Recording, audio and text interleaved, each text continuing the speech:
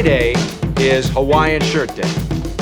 So, if you want to, go ahead and wear a Hawaiian shirt and jeans. Yins, guys. Thank you for listening to the Bridge to Buctober podcast, where we talk all about them Pittsburgh Pirates and that. My name is Josh. Today is June 13th. It's Friday the 13th. It's still Hawaiian shirt day, right? Friday. Happy Skenesday, though. Hopefully an unlucky day for the baby Bears in Chicago. The game last night was a 3-2 loss. Andrew Heaney, another quality start, 6 innings, 4 hits, 3 runs, 7 strikeouts, but 2 home runs. Seiya Suzuki, strike, but up and away, pulls the ball for a homer. Not necessarily a bad pitch, just not really thrown hard enough. And you could say the same for Pete Crow Armstrong's home run, which was a ball somewhere between shoulders and eyes, like no business hitting that pitch. And he absolutely crushed it. Again, like 90 mile an hour. You're going to catch up to that every once in a while, but it's not a bad pitch. Really, neither one of them were, but that doesn't matter. You got a guy hitting your 17th home run and your 18th home run. That's 2 guys on the roster, and Tucker is not far behind. I didn't look up Tucker, or is he even ahead? No, 13. So that's like where O'Neal Cruz is. And so, you've got an O'Neal Cruz bat as far as home runs, who leads our team. And then you've got 2 more with even more, 4 and 5 more home runs on top of that. I mean, the Cubs offense is very good. The fact that they scored 3 runs in this game means that Andrew Heaney did his job, and the bullpen also did their job. Fantastic jobs from Matson and Baraki to come in here. And obviously they don't have to throw the 9th inning, but neither one of them even give up a hit. Matson had 1 base runner on a walk, and Baraki only faced 1 batter, but it was Kyle Tucker, and he was able to get the strikeout. So not a lot to talk about on the pitching side. It was just good. You could say the same thing on the other side. Our old friend Jamison Tyone, 6 1/3, 4 hits, 2 runs. He did walk a couple and struck out 7. And man, I just got to tell you, I enjoy watching Jamison Tyone pitch. I have for a long time, obviously. A guy that we rooted so hard for as he was coming up through the Pirates system, and all that he'd gone through, and the Tommy John and the cancer and everything else. For him to make it through all that and still have like a really good major league career it's awesome. I wish he wasn't wearing a Cubs uniform, and I wish we didn't have to see him, beat your team. But at the same time, I really like watching him pitch, and I really like the dude from a fan standpoint. I really wish he would have got a no decision in this game. But all in all, J-Mo, hats off to you. Great job. Appreciate that. Either way, I'm bummed out. I'm bummed out. I'm bummed out. The Pirates still got the loss. Yeah. It comes down to slug. The Pirates put their 2 runs together in the 7th inning, and the first run was easy, right? You hit a double, you hit a single, you've got a run. That's slug. I'm going to talk about home runs, but let's not get lost on the fact that slug got them 2 runs with 2 hitters, or a run with 2 hitters rather. The Cubs got 2 runs on 2 hitters, 2 runs.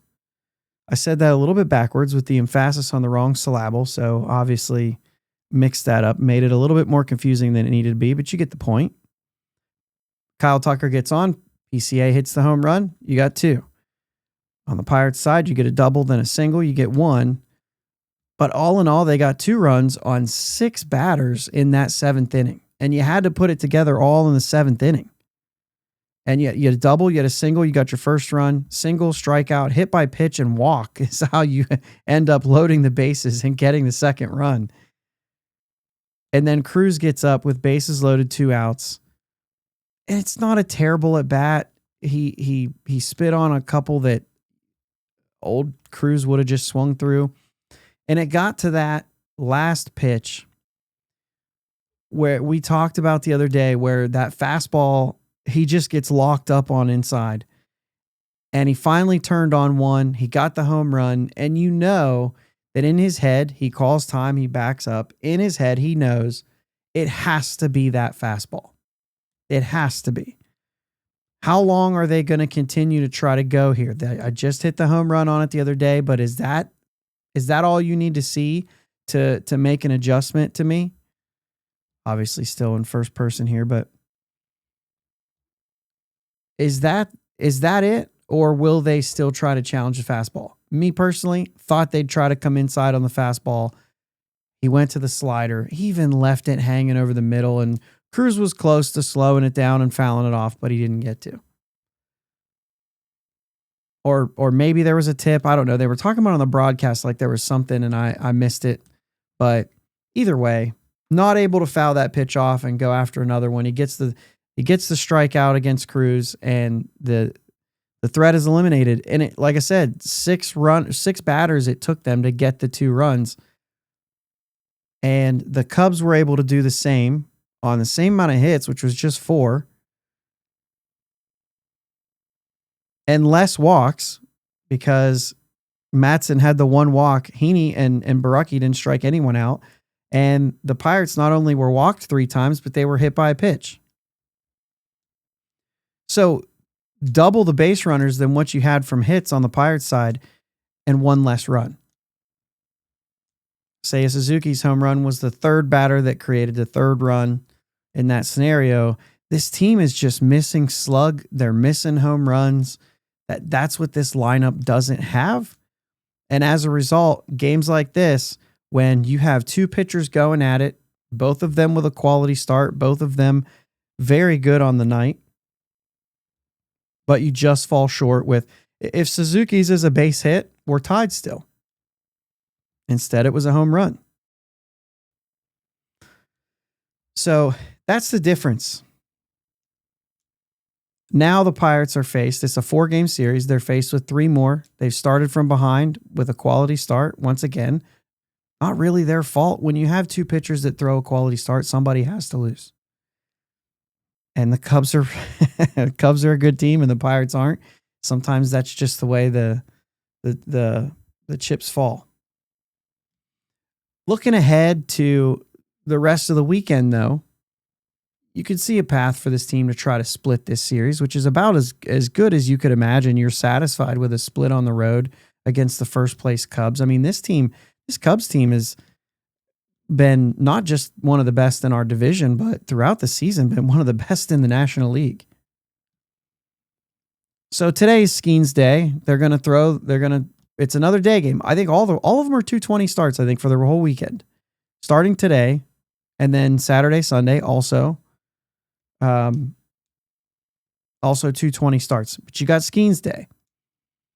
He's going up against Cade Horton. Pirates have never faced Cade Horton. I mean, he's only thrown 30 innings in the major leagues, so not many have. 4.11 ERA, 25 Ks in those 30 innings, but he's only walked 7. He's going to fill up the zone. I think when I read it, I think it was like a 65% strike rate. So he's going to throw strikes. He's going to throw it over the plate. And I think you're going to see an aggressive team. He might. Sometimes you go into a game and you say, okay, let's see if we can get him out of there. I think in this case, the strategy would be to score early against Horton. I think that's what it would be. Get Skenes that lead early, but you have to be aggressive against this guy. Paul Skenes, 1.88 ERA, as advertised. By the way, I did a little forecasting. We will not see a Skenes Scooble next week. I don't know why I decided to bring it up now, but I was just thinking about Skenes. Anyway, Scooble pitched today, Skenes pitched today, Scooble pitched yesterday. We'll talk about that on Sunday. I thought I lined it up, but we'll see. Anyway, Friday the 13th game in Chicago. It's not a night game, so, we don't have anything to be scared of. Paul Skenes hitting the mound against the Cubs has been very good. He had the one start earlier this year. That was against the Cubs, right? Where they kind of got to him, hit some home runs. Was that them? Now I'm doubting myself. No, St. Louis. Now he's dominated the Cubs. He gave up 3 runs in 5 innings on May 1st and got the loss. But that was just 3 runs. So figure that one out. He walked 4 in that game. That was the back-to-back games with 4 walks, them in St. Louis. Not the game that St. Louis hit the home runs. But anyway, Cade Horton looks good, 23 years old, righty. We'll see how Saturday goes. Today goes. Saturday, on the other hand, Mike Burrows, Matthew Boyd. Matthew Boyd's been very good against the Pirates. So that one seems to favor the Cubs side. And then Sunday, it's Mitch Keller, Colin Ray. Colin Ray has also done pretty good against the Pirates. Brian Reynolds will be the key there. He's hit 2 home runs off of him in 14 at-bats. Nick Gonzalez homered in 8 at-bats. Has a 500 average against him. Reynolds with a 571. So you're going to need something from Nicky G and Reynolds in that game. Actually, Davis has homered off of him in 4 trips as well. You could split this series. You got to win today. And you just need to take 1 over the weekend. And if this team ends up taking 2, Sunday night's going to be a lot of fun. No, I'll say that. It's going to be a lot of fun. If they take 3 or 4 in Chicago after losing this game, looking like the offense was like they've been all year, that'd be fantastic. We'll have a party Sunday. But this series has 3-1 written all over it on the other side. Just got to win that game today. We'll see. It's baseball. That's why they play the games. And I'm finding myself at the end of this show now realizing that I probably didn't have enough fun with the Hawaiian shirt stuff. I didn't do enough dad jokes about Friday the 13th. And also, this is what I have, and I was just let known by my father-in-law, Ray, that when we lose, my shows are shorter.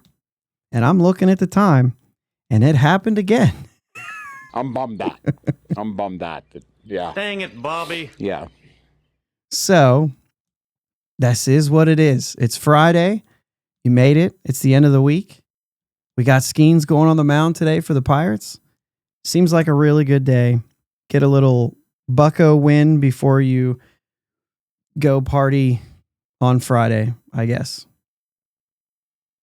Another little piece of history, another little piece of history. That's all we have for today. I'm going to have to end it short because that's what I do. Not really short. This is part of the plan. I just go long most days, I think. Skenesday, let's go Bucs. Thanks for listening to the Bridge to Buctober podcast. Subscribing to your platform of choice is the best way to be notified for new episodes. And now, new episodes every weekday. Remember, live shows with my dad and Uncle Jake are Sundays at 9 p.m. Subscribe to the YouTube channel and join them in the live chat every Sunday. Follow them on Twitter, Facebook, and Instagram at Bridge2 Buctober. Clear the deck. Cannonball coming. And let's go Bucs. Friday is Hawaiian shirt day. So, if you want to, go ahead and wear a Hawaiian shirt and jeans. Yeah, it is a good morning there, little man.